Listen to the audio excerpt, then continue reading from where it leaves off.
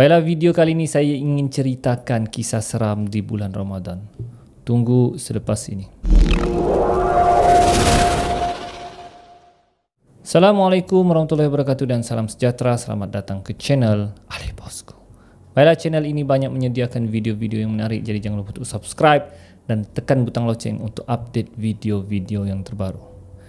Jadi guys, video kali ini saya ingin ceritakan kisah seram di bulan Ramadan. Okey, pelik.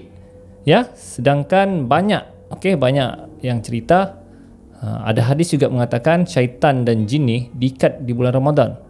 Jadi macam mana pula ada kisah seram bulan Ramadan ni? Dan ada juga ulama yang cakap yang diikat ni hanya ketuanya saja, ya, yang anak-anaknya tidak diikat. So, saya dapat satu cerita ni lah daripada internet, kisah seorang perempuan, ya, dia telah mengalami situasi seram pada bulan Ramadan. Jadi jom kita dengar cerita ini. Kisahnya bermula apabila seorang perempuan bernama Fatimah. Okey.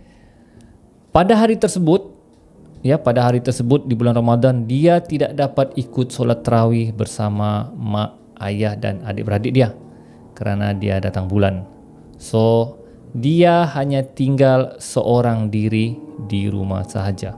Kebiasaannya dia ikut mak ayah dia, tapi hari itu oleh kerana tidak dapat, ya, ada keuzuran diri, jadi dia tidak dapat ikut dan dia hanya diam seorang diri saja di rumah.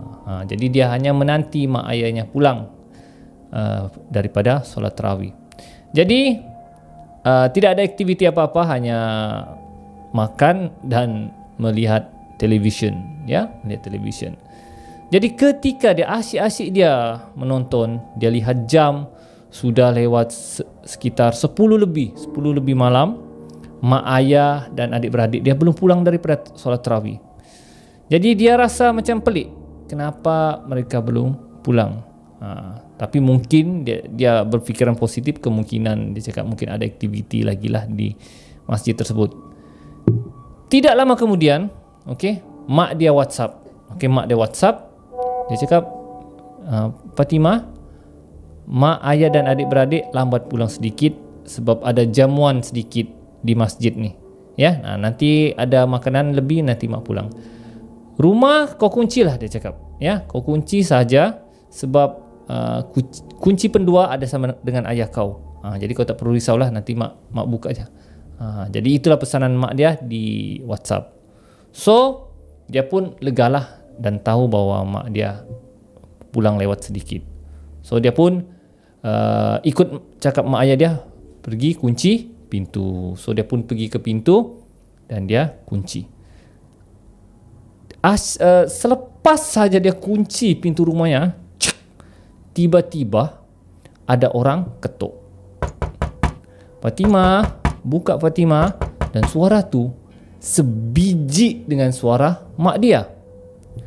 Fatimah ketuk, buka Fatimah. Kemudian si Fatimah terkejut. Dia cakap, bukan mak baru WhatsApp kan?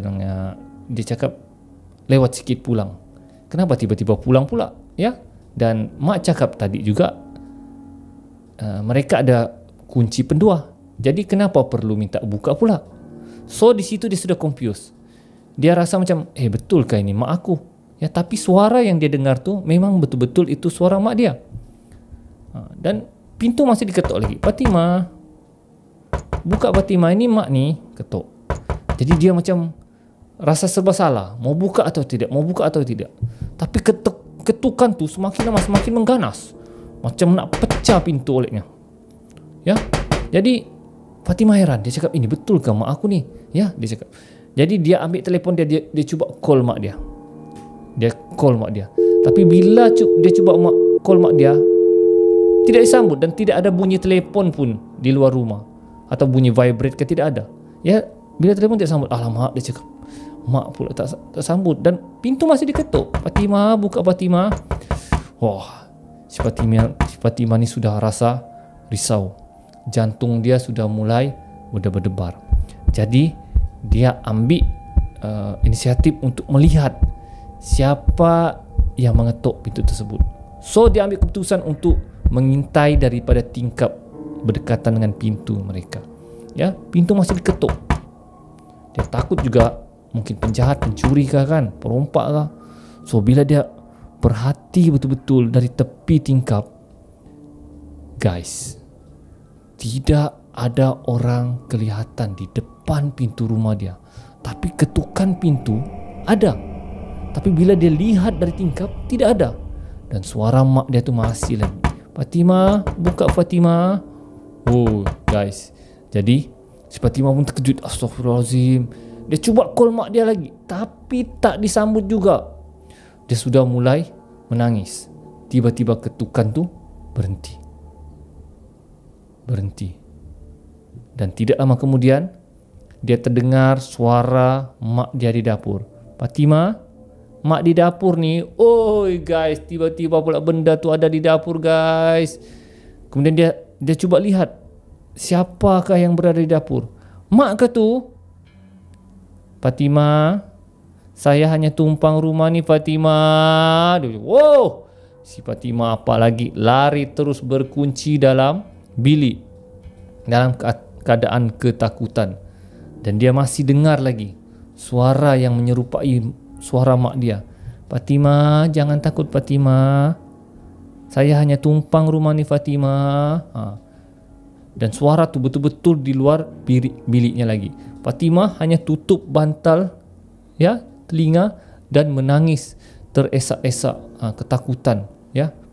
Dan sampai satu masa dia tertidur kerana ketakutan. Tidak lama kemudian mak dia masuk. Mak dia yang betul datang. Mak dia pegang.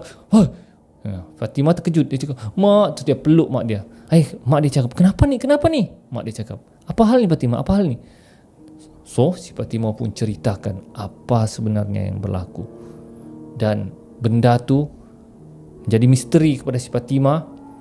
Dan dia confused, kenapa bulan Ramadan masih ada gangguan jin dan syaitan ya. Dan selepas tu si Fatimah demam guys. Demam menurut ceritanya 3 hari dia demam disebabkan gangguan makhluk berkenaan. So guys, itulah dia kisah seram di bulan Ramadan. Mungkin kita rasa pelik ya, kenapa bulan Ramadan pula ada gangguan. Tapi wallahu alam. Jadi guys, setakat itu saja kisah seram saya kali ini. Kita akan berjumpa lagi di video akan datang. Jadi jangan lupa untuk subscribe dan tekan butang loceng untuk update video-video yang terbaru. Ali Bosku, Assalamualaikum.